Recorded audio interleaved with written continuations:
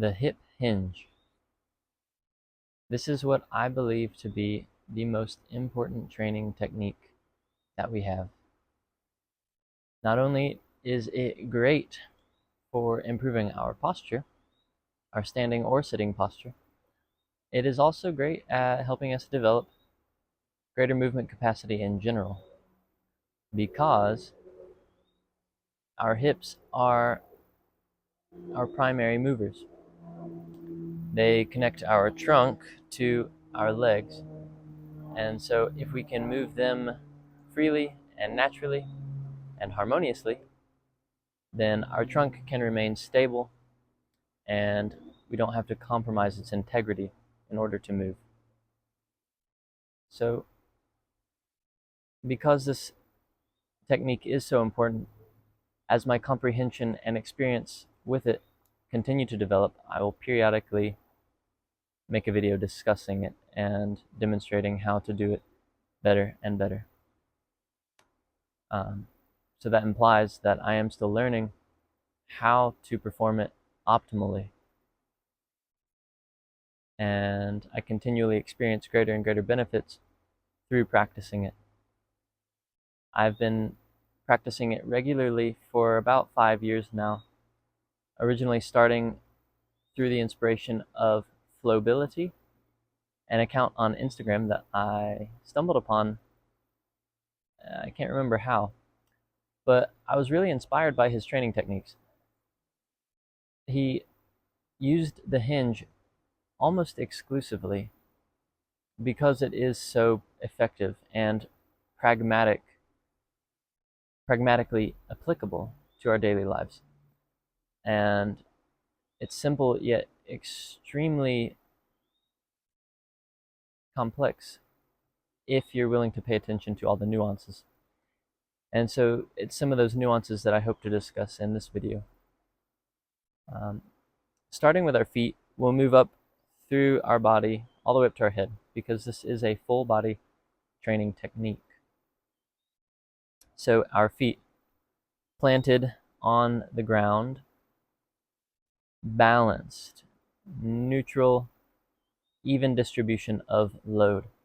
We're not favoring our forefoot. We're on our heels with our toes still on the ground.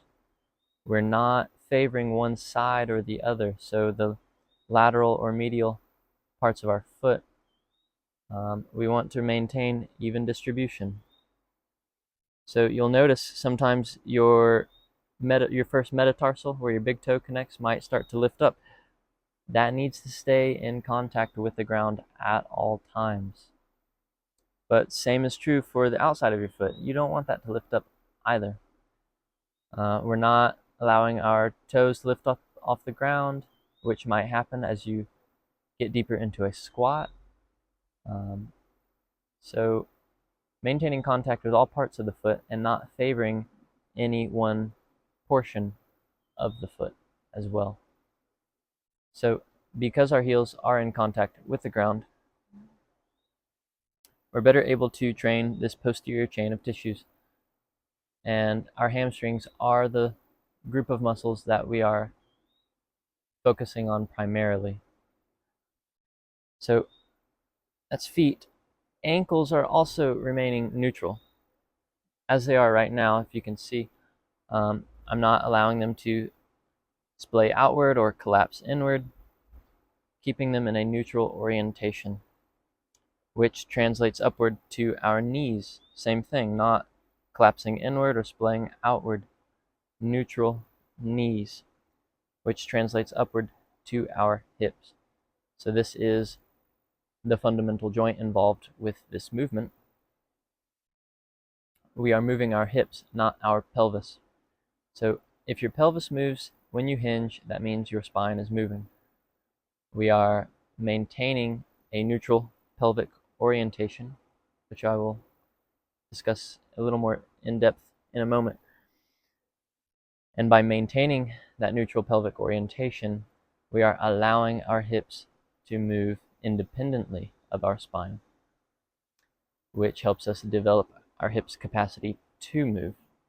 So by not moving our spine, we are requiring our joints to move more, which means we're better able to maintain the stability of our spine because our joints are moving more freely.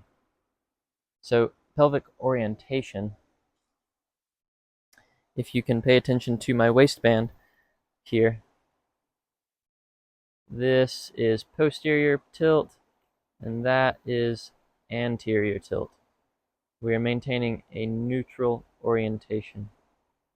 So hips can move without pelvis having to move with them. And that's the most fundamental part of this. Because a lot of people stand forward on their toes, their pelvis tilts forward anteriorly. And that means when they squat or hinge, the load is translated onto their anterior chain of tissues. Most people are very quad dominant, but this is a hamstring training exercise. So if our pelvis is neutral and our heels are planted, then we should feel a very significant stretch in our hamstrings because now they are bearing the load of our torsos being out in space. And so with that neutral pelvis, that can translate all the way up through our spine into a balanced, stable, neutral spine. So what I mean is, neutral pelvis, notice I'm not hyperextended in my lumbar spine. This is a common practice. People with their severe anterior tilt of the pelvis end up in a very extended lumbar position. We don't want that. That puts a lot of pressure in your low back. So we're remaining neutral, which allows our thoracic spine to be in a good state of flexion, which allows our rib cage to expand when we breathe,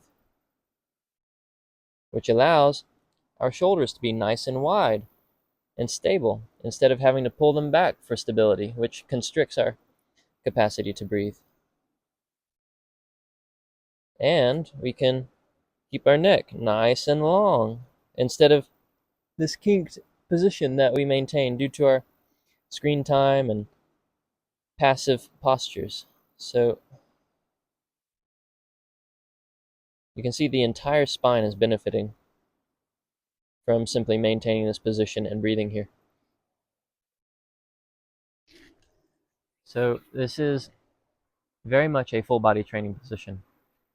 And if there were only one training technique that you're going to use on a daily basis, I would say this should be it.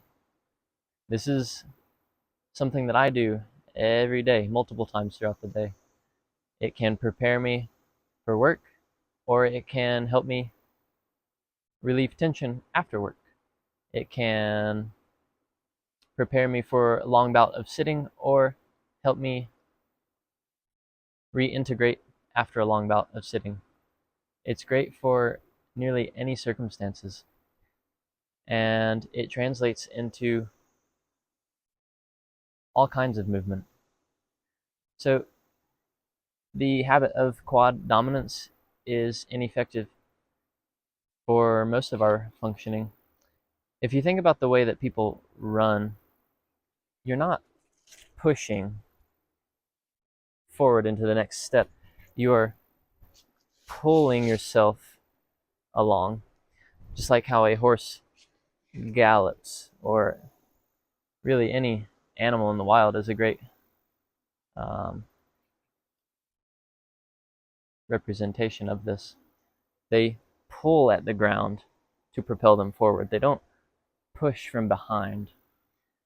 And so that's how we're meant to function as well. There's a reason why they're the biggest muscle in our body. We need to train them and train them well. And so in the next clip, I will more thoroughly demonstrate how to do so. Hinging at the hips. Moving through hip flexion from a standing position. So I'm taking a few breaths here to relax, slow down my rate of breath, find my balance, get into a neutrally oriented pelvic position, and evenly distribute the load through my feet. It's good to slow down before we begin so that, at least starting in a relaxed state, we can hopefully maintain that throughout the exercise. And so as I move through hip flexion here, similarly to how we do when we articulate our hips, but now that we're in a standing position, gravity is going to encourage me to collapse my spine, especially my lumbar spine. And so I am resisting that force, maintaining stability, and thereby training my body to remain stable through this range of motion. Now, hip flexion is the most foundational range of motion in most of our daily movements. And so this is the easiest way to train our bodies to move in general with a stable spine. While holding this posture, with each exhale, I am releasing tension in my hip flexors to allow me to move into deeper hip flexion. And with each inhale, expanding my posterior rib cage to further decompress my spine so that I may lengthen its shape while maintaining this range of motion. So at the end of the video, I'll show you where I began and where I ended. You can see the difference is pretty dramatic. And so each time you do this, you're able to move further and further into hip flexion while you maintain the position. And by releasing the tension that has the tendency to build up by moving into end range of motion, we are allowing our bodies to become comfortable and familiar with this end range of motion. Maintaining end range of motion like this is extremely challenging, but I am training my body to remain, specifically my entire posterior chain from my heels to the back of my head, to remain long and strong throughout this range of motion. And you can clearly see how this would translate into a good sitting posture. This also translates into more integrous walking and running and general hip movement throughout the day. So over the course of this 3-minute or so hold that I performed this stretch in, I counted 10 breaths. So that means I'm doing about a little over 3 breaths per minute. And in previous videos, I suggested we should aim for the 5 breath per minute mark when we're training. So keep it slow and steady, nice and easy. We are relaxing.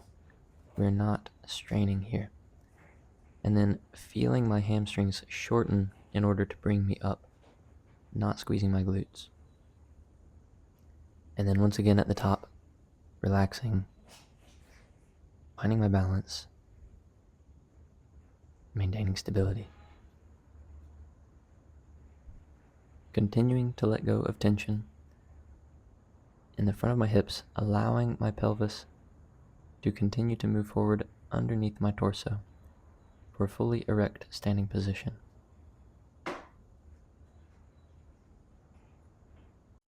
So this is where I began my hip hinge, and by continuing to relax deeper into hip flexion and lengthen my spine, this is where I ended up. More integrated, longer and stronger. And by holding the position further, I can get deeper and deeper into hip flexion. Good luck.